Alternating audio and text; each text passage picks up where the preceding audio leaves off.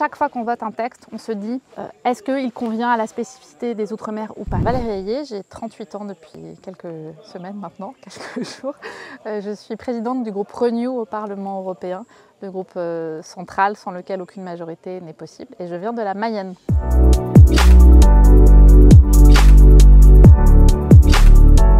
Il y a un exemple très concret pour l'île de la Réunion. On a révisé ce qu'on appelle le marché carbone, c'est-à-dire faire payer ceux qui polluent, mais on a adapté le texte aux spécificités des Outre-mer et de l'île pour permettre que les Réunionnais puissent continuer à aller en métropole sans avoir de surcoût sur leurs billets. Et ça, c'est évidemment très important et ça a un impact très concret.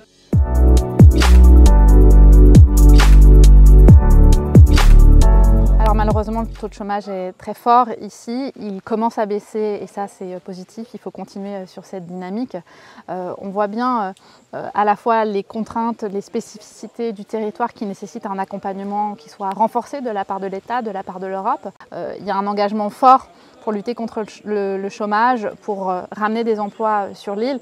Et moi, je suis confiante sur la capacité des acteurs à travailler ensemble pour recréer les conditions d'un taux de chômage qui soit le plus bas possible.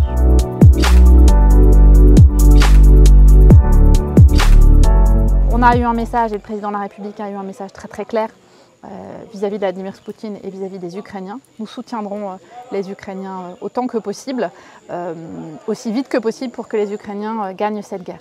Après, de manière très claire, ce que le président a développé, c'est l'ambiguïté stratégique, c'est-à-dire on ne se fixe pas de ligne rouge. Vladimir Poutine, lui, les fait sauter les unes après les autres. Il faut pouvoir construire le rapport de force, mais évidemment, personne ne va chercher d'affrontement direct avec la Russie.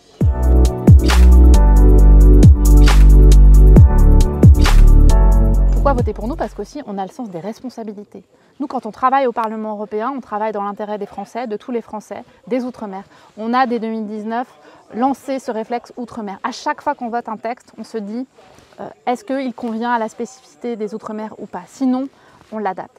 Et on est force de proposition dans ce Parlement européen. On ne se met pas en marge, contrairement aux oppositions, pour faire de la politique politicienne nationale. On croit dans l'Europe et on est convaincu que c'est avec une Europe forte qu'on renforcera le quotidien et qu'on améliorera le quotidien des Réunionnais.